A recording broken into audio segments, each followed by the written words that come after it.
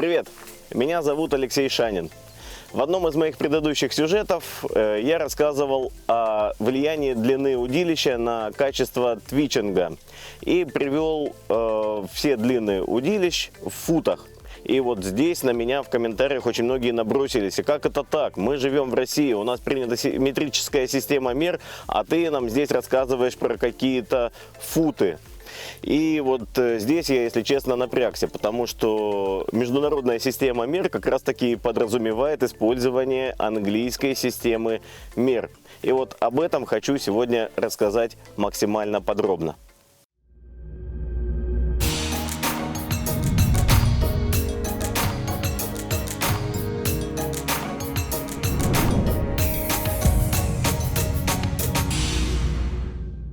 У нас в России действительно система мер метрическая, но так было не всегда. В древние времена те же самые футы и дюймы у нас использовались очень даже повсеместно.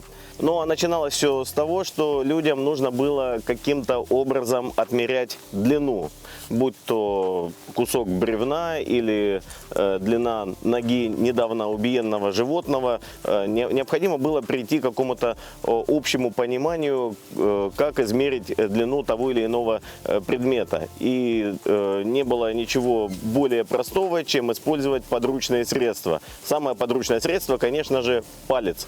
И таким образом у нас появились вершки. Вершками обозначалась длина фаланги указательного пальца и равнялась 4,4 сантиметра.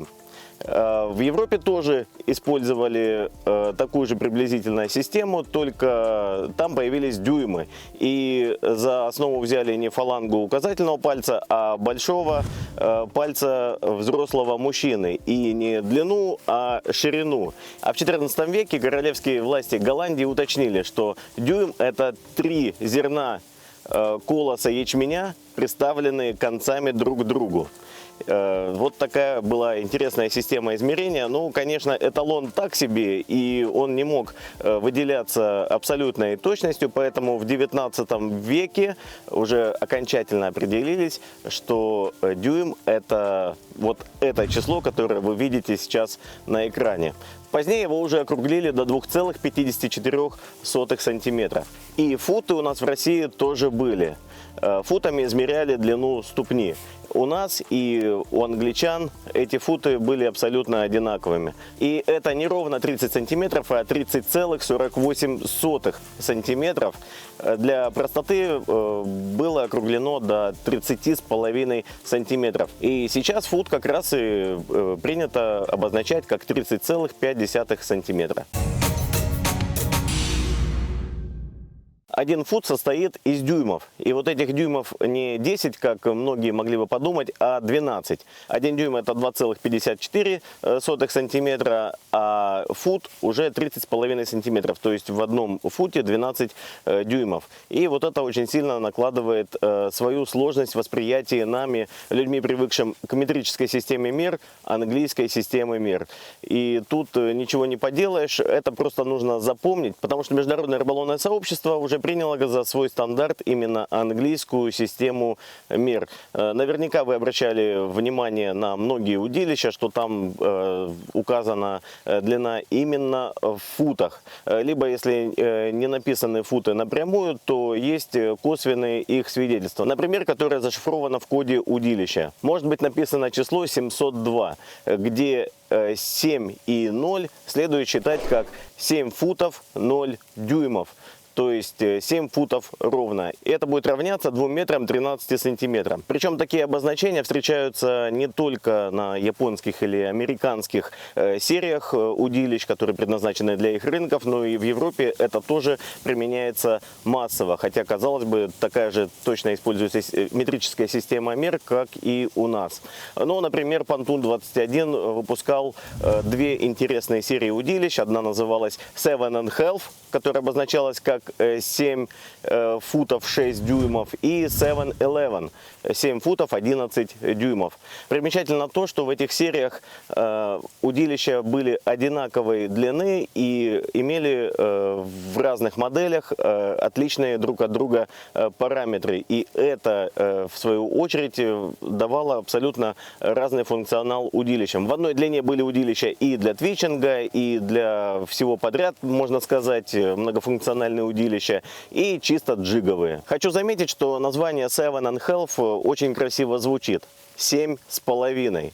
7 футов 6 дюймов. Если перевести в метрическую систему, то мы получаем 228 сантиметров. Абсолютно не круглая цифра. Тогда как серия 7-11 имела длину 7 футов 11 дюймов, и в метрической системе это 241 сантиметр. Максимально близко к привычным европейцам 2,40, но все же 1 сантиметр здесь закрался. И должен заметить, что эти длины 7 футов 6 дюймов и 7 футов 11 дюймов очень удобны, как универсалы берег-лодка. Этими удилищами удобно ловить из берега и с лодок, и поэтому производители очень часто используют именно эти длины для того, чтобы сделать на их основе удилища для совершенно разных способов рыбалки. Но, во всяком случае, эти длины очень популярны среди европейских рыболовов. А вот еще одна интересная и популярная длина, так называемая 86-я. Это 8 футов 6 дюймов. Эти удилища очень часто можно встретить среди береговых лососевых удилищ, предназначенных для берегового джига. В свое время, особенно в начале нулевых, да и сейчас тоже довольно часто они встречаются, удилища в длине 8 футов 6 дюймов были мега популярны для ловли береговым джигом. Они позволяли достаточно далеко кидать и при этом не обладали излишним весом, который за день рыбалки накапливал усталость в руках. И, кстати, 8,6 длина сейчас у меня очень востребована для ловли тайменя. Для этой рыбалки я использую два своих очень старых удилища Ламиглаз. Сейчас, к сожалению, таких уже не делают.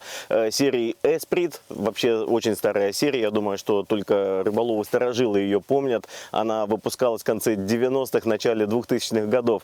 И Certified Pro, которая была очень популярна в конце нулевых, начале десятых годов нашего века.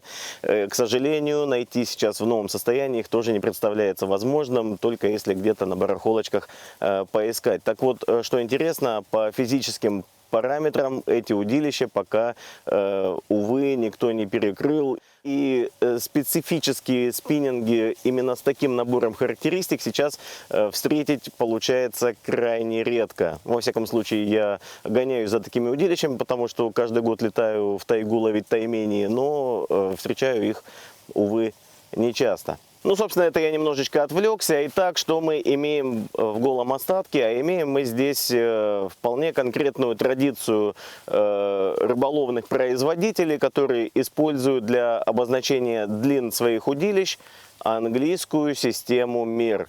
Для того, чтобы ее освоить, вовсе не нужно иметь несколько высших образований. Достаточно взять в руки калькулятор, перевести футы и дюймы в метрическую систему мер, и вы получите сантиметры и метры.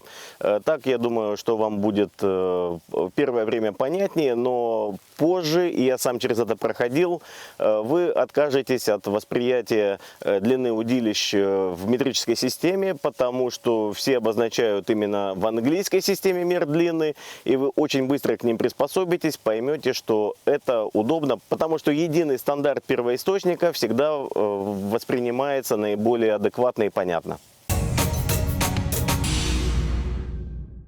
Помимо обозначения длины в футах и дюймах, еще один параметр, который зачастую нам непонятен, это обозначение теста в унциях.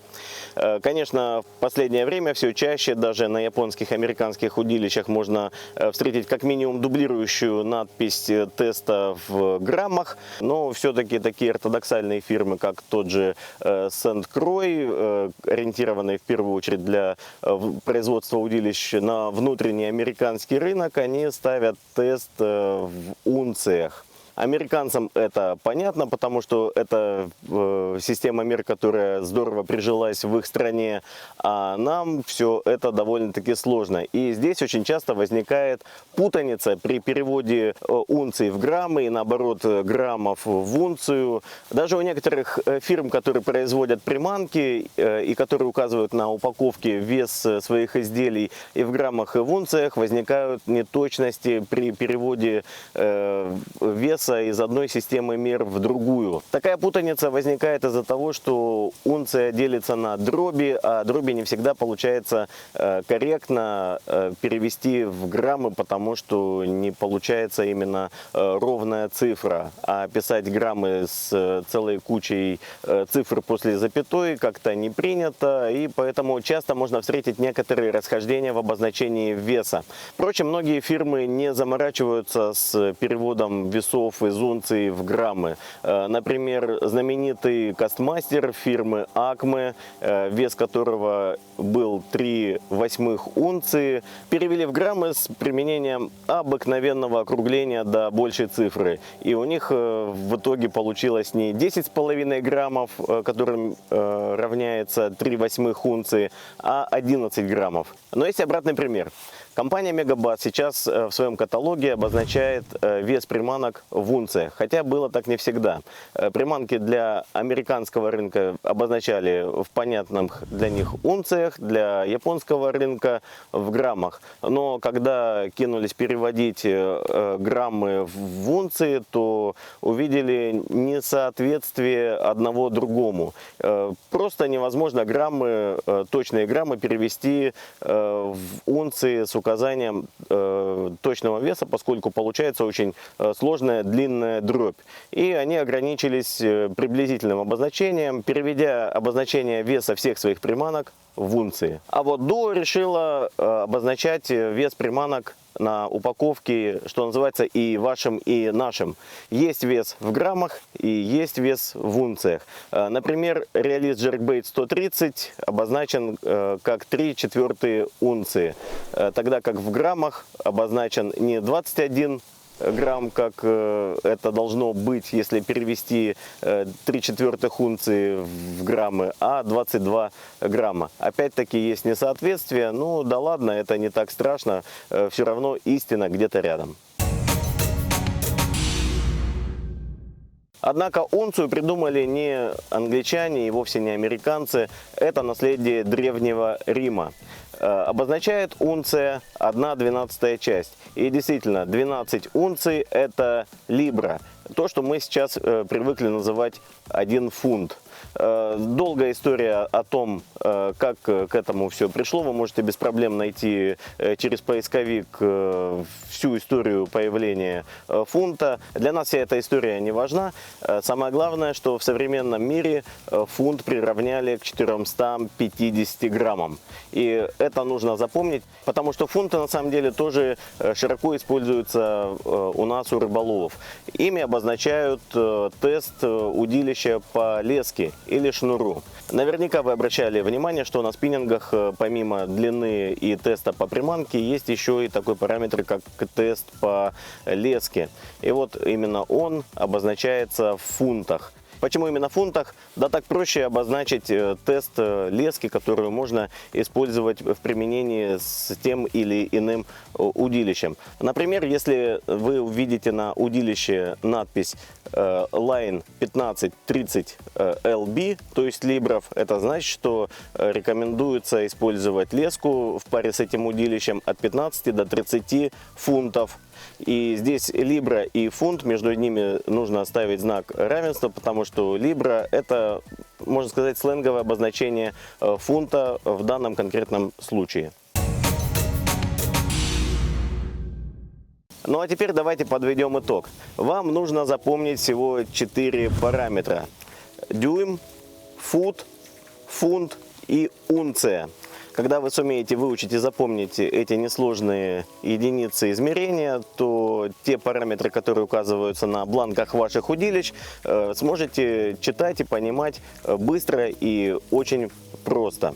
Это все же гораздо проще, чем каждый раз переводить в граммы, сантиметры и метры. Если у вас остались вопросы, задавайте их в комментариях, я с радостью на них отвечу. И до новых встреч на канале Anglerzoom.